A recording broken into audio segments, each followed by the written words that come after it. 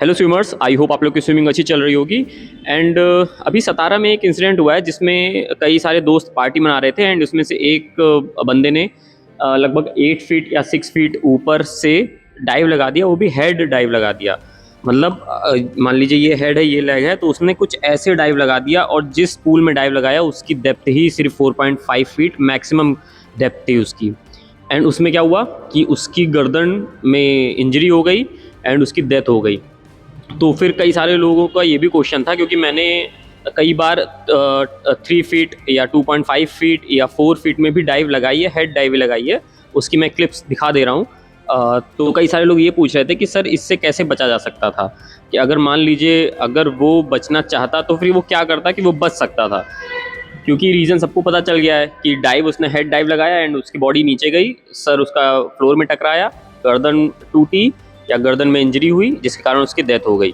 अब तो देखिए बिल्कुल बचा जा सकता है। एंड आई थिंक इसका एक वर्ल्ड रिकॉर्ड भी बना था जिसमें आई थिंक 20 फीट 25 फीट ऊपर से या उससे भी ज़्यादा ऊपर से एक आदमी ने 2 फीट या 3 फीट में डाइव लगाया।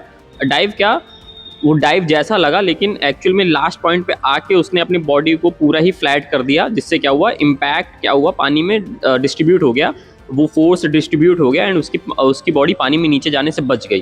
तो वो कैसे होता है कि मान लीजिए जैसे अगर हेड डाइव में क्या होता है, हेड डाइव में जैसे हम इसको ड्रॉप करेंगे तो क्या होगा, ये पूरा नीचे चला गया ना, बहुत तेज़ी से नीचे गया। क्यों? क्योंकि हम लोग का हेड वाला पार्ट का जो सरफेस एरिया होता है वो बहुत छोटा होता है एंड हम लोग बहुत काफ़ी फोर्स से नीचे आते हैं, तो जिससे क्या होता है वो पानी में हम लोग की बॉडी नीचे कट करते हुए चली जाती है। लेकिन अगर हम लोग अपनी बॉडी को क्या करें, एकदम फ्लैट कर लें, मतलब ऊपर से हम लोग ने जंप लिया, जंप लेने के बाद हम लोग अपनी बॉडी को इस तरह एकदम पैरेलल कर लें पानी के और ऐसे ड्रॉप करें, तो क्या होगा, ये सरफेस पे ही रह जाएगा।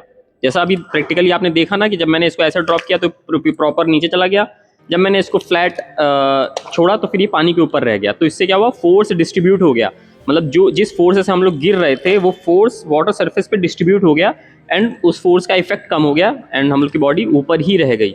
इससे बस हल्की सी इंजरी आती है। इससे क्या होता है, चेस्ट पे या लेग पे या थाई पे हल्का सा जैसे कहते हैं ना इम्पैक्ट पड़ता है, तो हल्का सा चोट जैसा लगता है, झंझनाता है एक्चुअली में, और रेडनेस हो जाती है, बस इससे ज़्यादा कुछ नहीं होता। लेकिन ये जो डाइव है, हेड डाइव और शैलो वाटर में, ये पूरी डेडली कॉम्बिनेशन होता है। हालांकि इसका मैंने एक वीडियो बनाया था कि कैसे 3 फीट में भी अगर आपको डाइव लेना है तो फिर आप डाइव ले सकते हो, लेकिन उसके लिए बहुत ही क्विक रिएक्शन आपको डाइव के बाद दिखाना पड़ेगा। तो आई थिंक आपको पता चल गया होगा कि अगर आप कभी भी ऐसे वाटर में आपको किसी ने धक्का भी दे दिया, मान लो थोड़ा हाइट से, और आपको पता नहीं कितना गहरा है, तो फिर आप कुछ मत करना, आप अपनी बॉडी को पूरा फ्लैट कर देना, मतलब पूरा खोल देना एंड ट्राई करना कि वाटर सरफेस के पैरेलल में ही आप गिरो।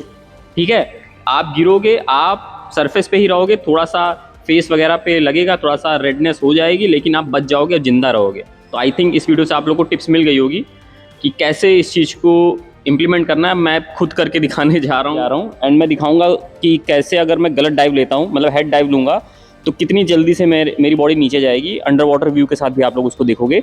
एंड जब मैं अपनी बॉडी को पूरा फ्लैट कर दूंगा, मतलब पैरेलल कर दूंगा पानी के, तो कितना इम्पैक्ट डिस्ट्रीब्यूट हो जाएगा एंड मेरी बॉडी नीचे नहीं जाएगी। तो दोनों अंडर वाटर व्यू के साथ आप देखोगे तो आप समझ पाओगे कि हर कंडीशन में कैसे आपको डाइव को कंट्रोल करना है एंड अपनी लाइफ को सेव करना है।